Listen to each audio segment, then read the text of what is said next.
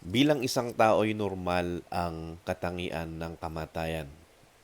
Nangangahulugan na kapag ang isang tao ay dumating na sa kanya ang takdang oras ng kamatayan, yun ay normal para sa kanya.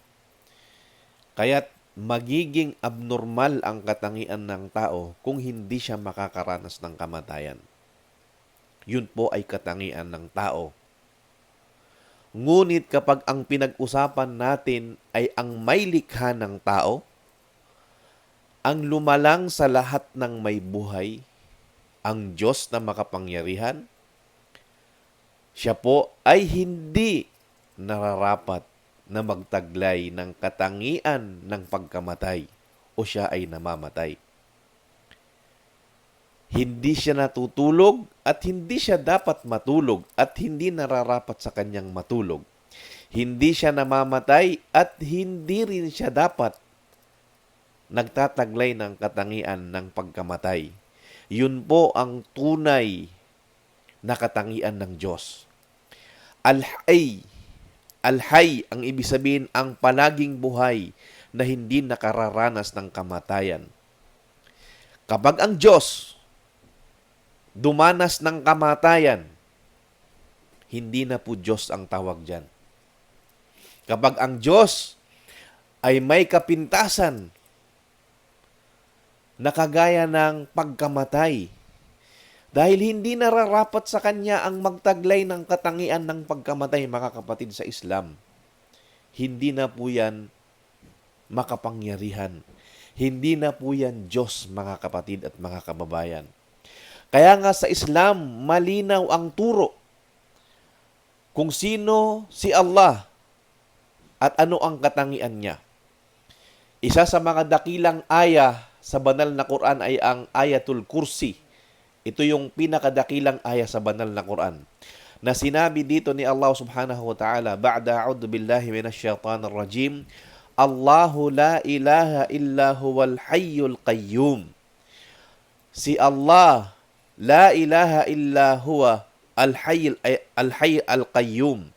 Walang ibang Diyos maliban sa Kanya.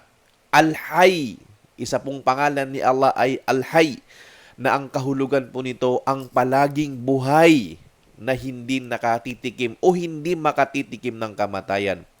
Al-Qayyum, ang pinakamakapangyarihan, na siya yung sinasandalan ng lahat ng mga nilikha niya. La ta'khudhuhu sinatu wala naum. Hindi siya nakaranas o hindi siya makakaranas ng antok, ni antok, o hindi kaya ng pagkatulog. Ito ang katangian ng Diyos ng mga Muslim. Ito ang tunay na katangian ng Diyos na dapat kilalanin natin.